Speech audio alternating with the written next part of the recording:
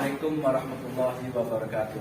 Waalaikumsalam warahmatullahi wabarakatuh. Terima kasih adik-adik semua. Alhamdulillah. Semangat. Semangat. Baiklah anak-anak, sebelum KPM dimulai, maka KM untuk memimpin doa dulu. Bentar. Sebelum KPM dimulai, alangkah baiknya kita membaca doa. Membaca doa dalam hati mulai.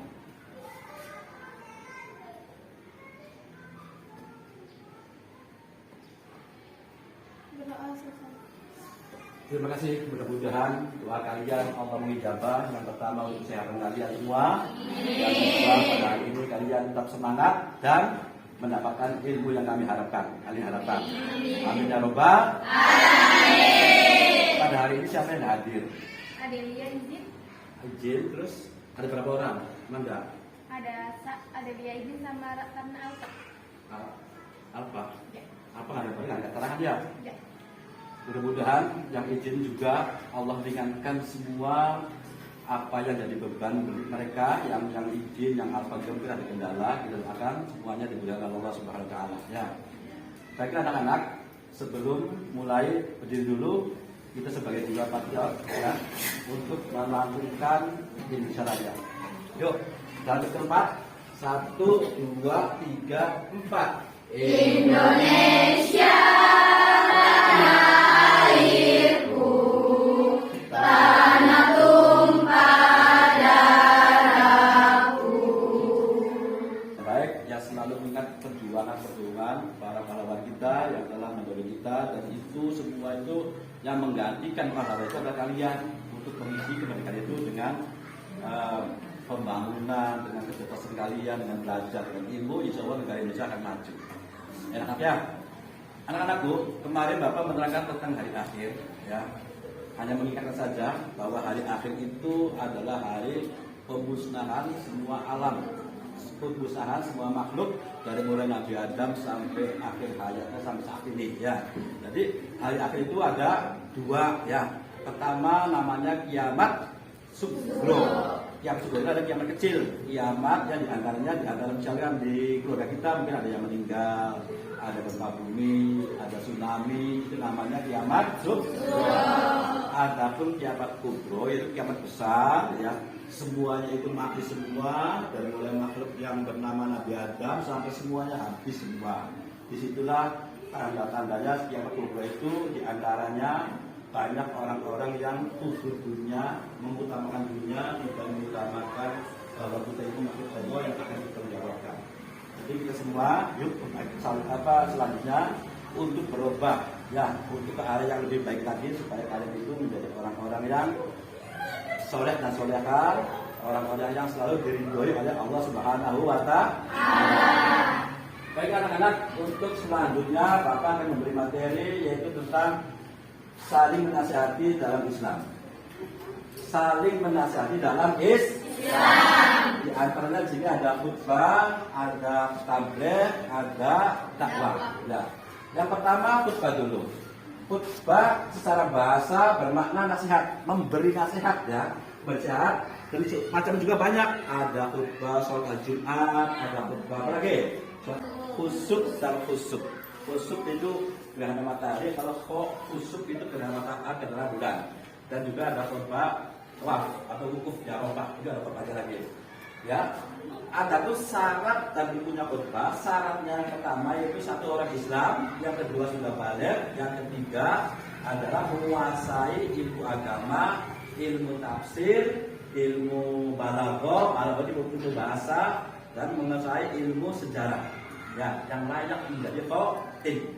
Jadi khutbah itu, ya, rukunnya, sedang khutib itu pelakunya, oknumnya. Berarti yang memberi khutbah itu adalah namanya khatib. Ya, rukun khutbah ada 6. Yang pertama kita mengucapkan alhamdulillah, alhamdulillahi assalatu dan sebagainya. Yang kedua pada syahadat lain, ya, asyhadu an la ilaha illallah wa asyhadu anna muhammadar rasulullah dan seterusnya. Yang ketiga Allahumma sholli ala sayyidina Muhammad wa sallam nabi, ya. Yang kelima, yang keempat adalah membaca isi Al-Quran.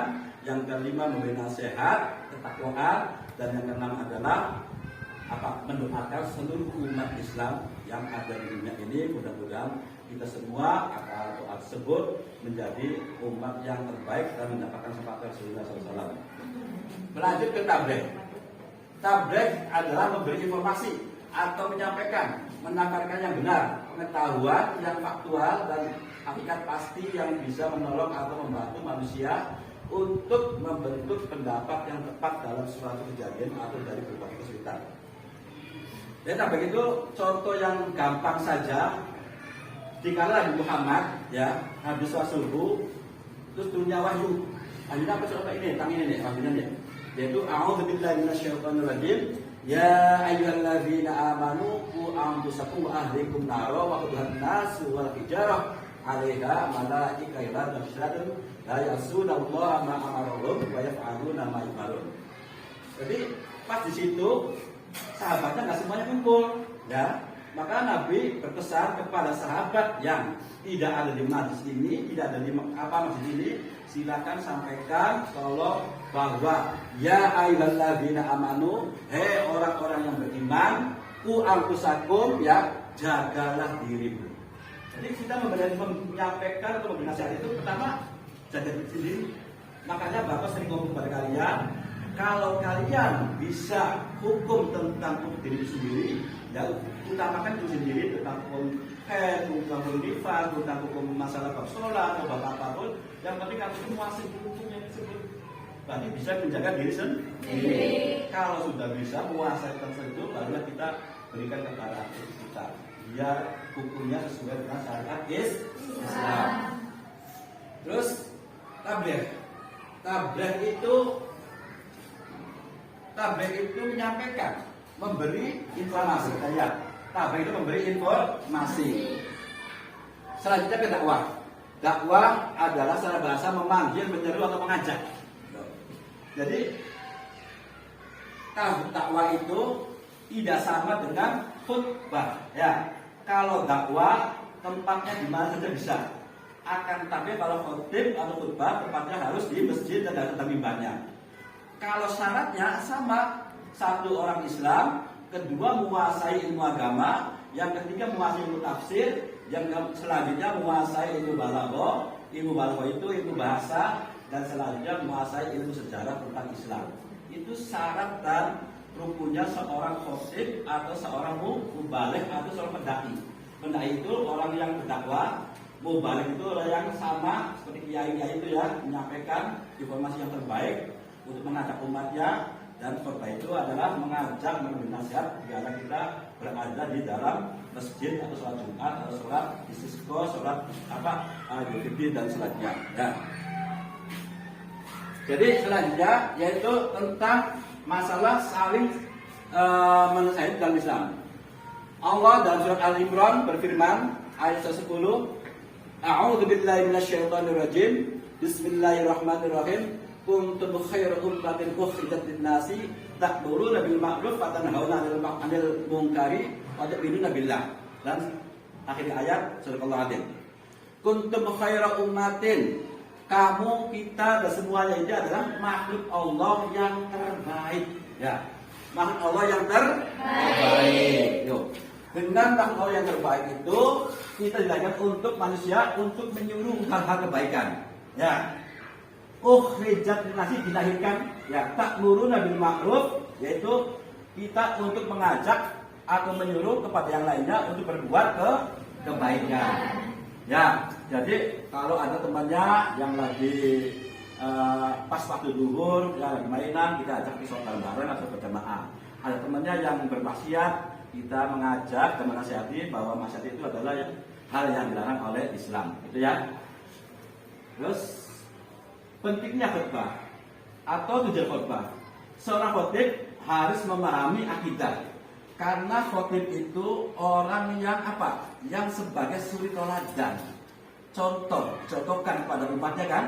Maka seorang khotib itu, ya kalau Bapak misalkan Bapak seorang guru agama, berarti Bapak itu harus perbuatannya, ucapannya sesuai dengan apa yang Bapak mengajak kepada kalian.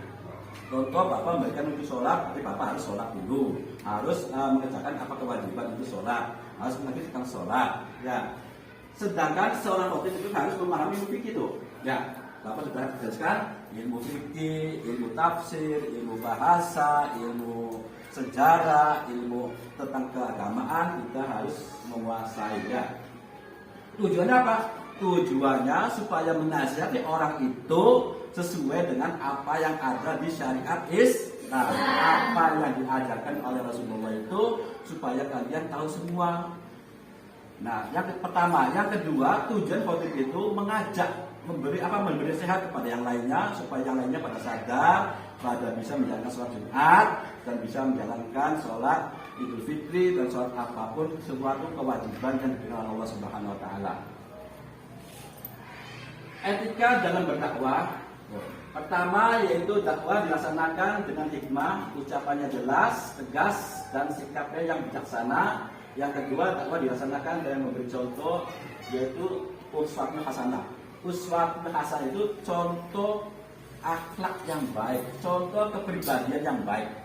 Kalau kalian mempunyai ikon, jangan ikon-ikon yang nggak baik. Contoh, artis, ya kamu senang sama artis, artinya berpakaiannya tuh pakaian bukan orang, kamunya ngikutin salah, itu namanya ikon yang salah.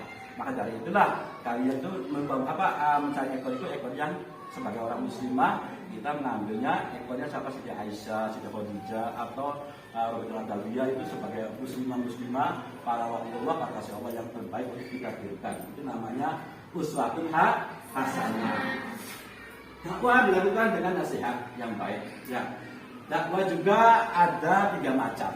Ya, yang pertama dakwah itu adalah dakwah bilisan. Dakwah bilisan itu mengajak memakai ucapan, itu namanya bilisan. Ya, berkata-kata atau memakai kata-kata itu namanya dakwah bilisan.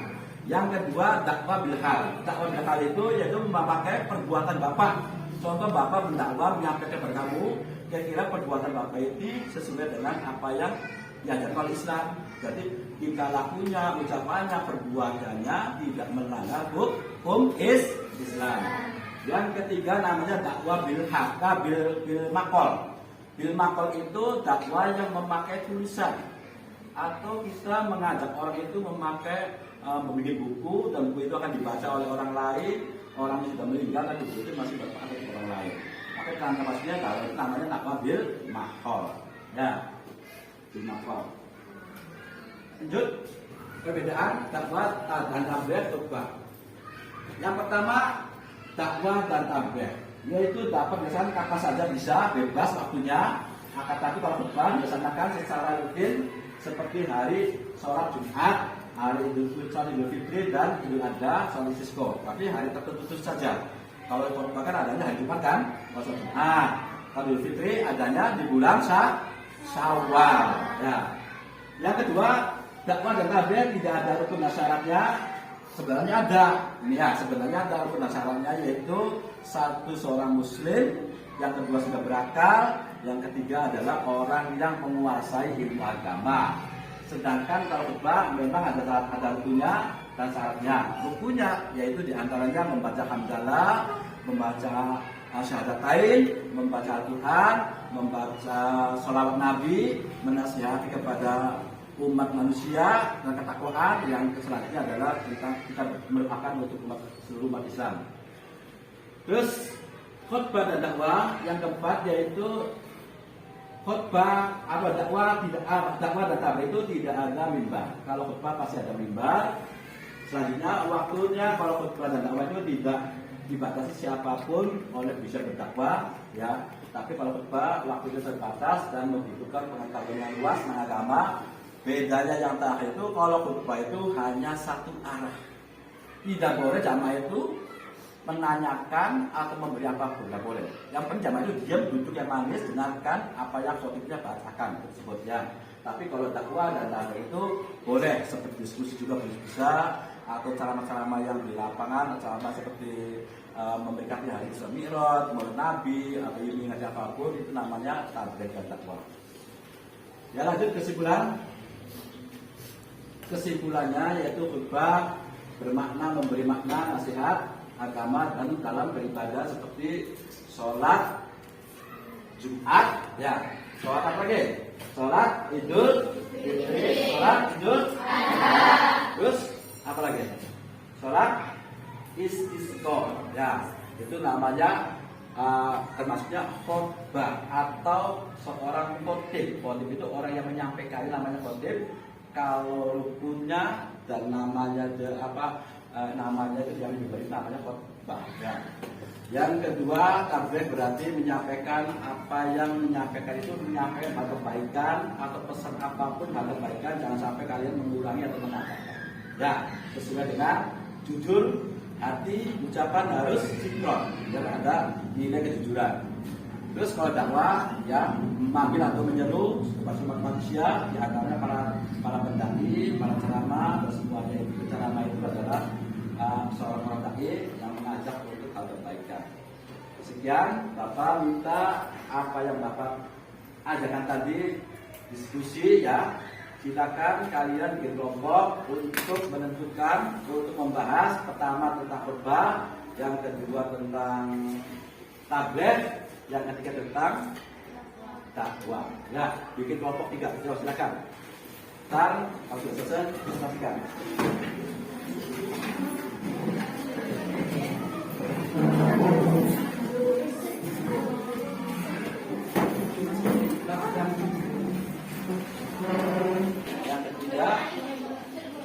Yang ketiga apa?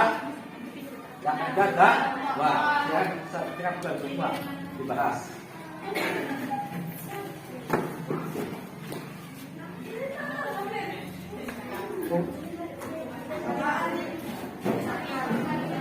Khususnya ya, ya. Yang ini tentang yang disebut. Kelompok ini tentang khutbah ya. Ya. Oh, dakwah. Ya, dakwah. Khutbah mana? Di sini. Tidak khutbah ya. Oh, khutbah lepas. Kalau kelompok ini tentang oke. Saya bahas ya. Bisa ditemukan jawaban yang terbaik, solusinya bagaimana, dan silakan kalian mewakili untuk presentasi ke depan. Yang tahu semua teman kalian. Ya.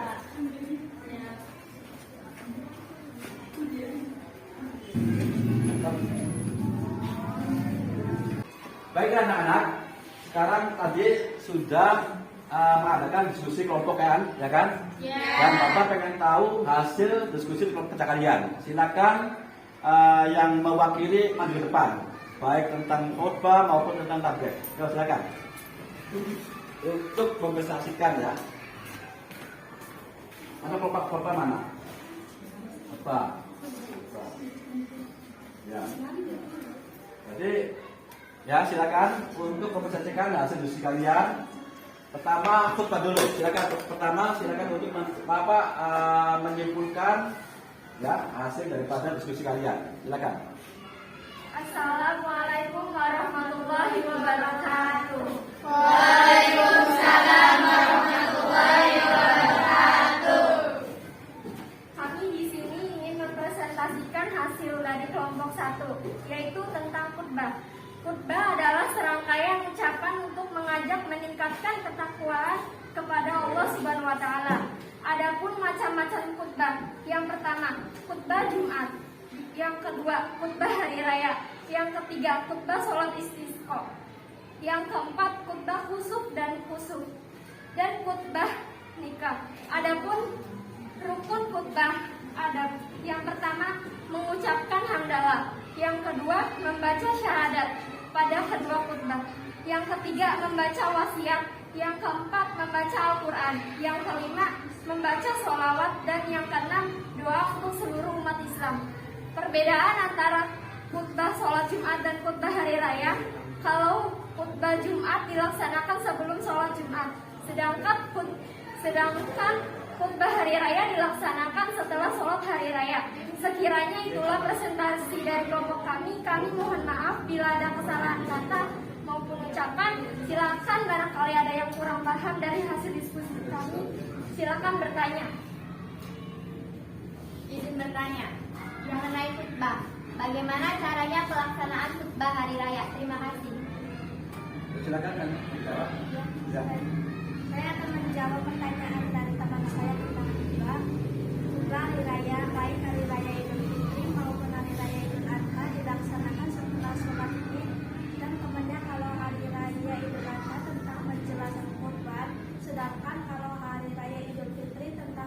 puasa dan zakat. Bacaan yang pertama Allahu Akbar 9 kali. Selanjutnya caranya sama dengan khutbah Jumat dan khutbah lainnya. Terima kasih. Gimana? Puas. Mas. Tangan.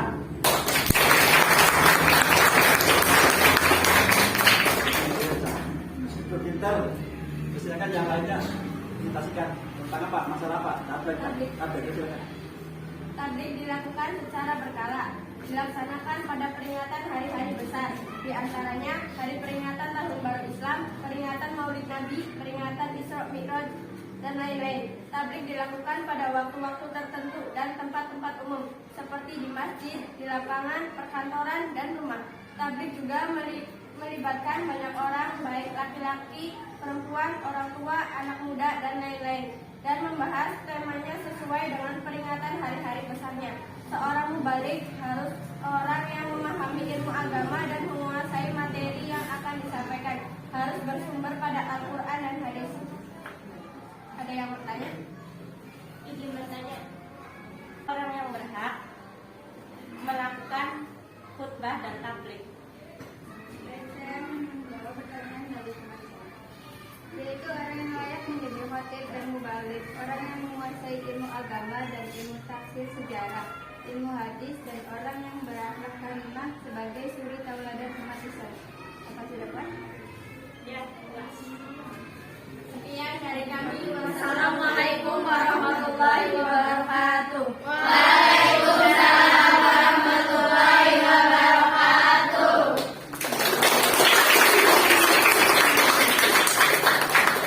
Terima kasih anak-anakku ya. Ternyata kalian kerja bagus sehingga bisa menyimpulkan, bisa presentasi ke depan, dan ternyata hasil diskusi itu aktif sehingga ada yang bertanya dan ada yang jawab. Barangkali ada yang lain yang mau menyimpulkan dari materi tadi. Ya, silakan. Bagaimana?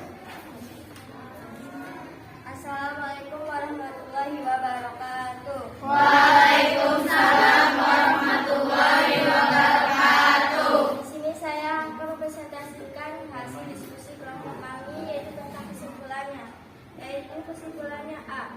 Khutbah bermakna memberi makna nasihat agama dalam beribadah, seperti sholat, wukuf, dan nikah.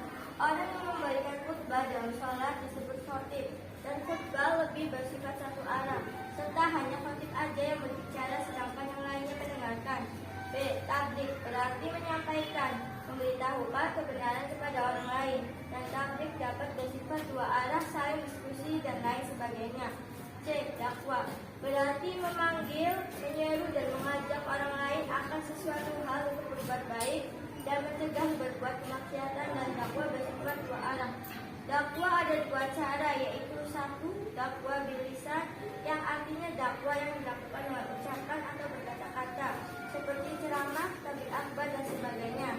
Dua, dakwah bil hal, yang artinya dakwah yang dilakukan dengan berbuat seperti menyambut fakir miskin, yatim piatu, dan untuk fasilitas sosial. Sekian dari saya. Wassalamualaikum warahmatullahi wabarakatuh. Waalaikumsalam warahmatullahi wabarakatuh. Alhamdulillah. Ini semuanya aktif semua, sehingga ada yang mewakili untuk menyimpulkan hasil prestasi kalian, diskusi kalian. Selanjutnya Bapak akan memberi penilaian buat kalian, yaitu nilai yang terbaik, karena hasilnya semuanya baik semua. Bapak itu baik semua, insya Allah. Maka nilai kalian Bapak akan memberi yang terbaik juga. Ya. Selanjutnya Bapak memberikan materi, ya kalian untuk minggu depan baca halaman 59 tentang saling menyayangi, terutama kepada orang tua dan guru. Ya, kalian baca, tulis, dirangkum. Terus setelah itu diskusikan langsung, ya depan Bapak tinggal menerangkan saja. Ya, kurang lebihnya mohon maaf. Terima kasih atas perhatiannya. Insya Allah tetap semangat ya, semangat ya, semangat. Ya. Setelah itu kita akhiri dengan membaca Alhamdulillah. Wassalamualaikum warahmatullahi wabarakatuh. Waalaikumsalam.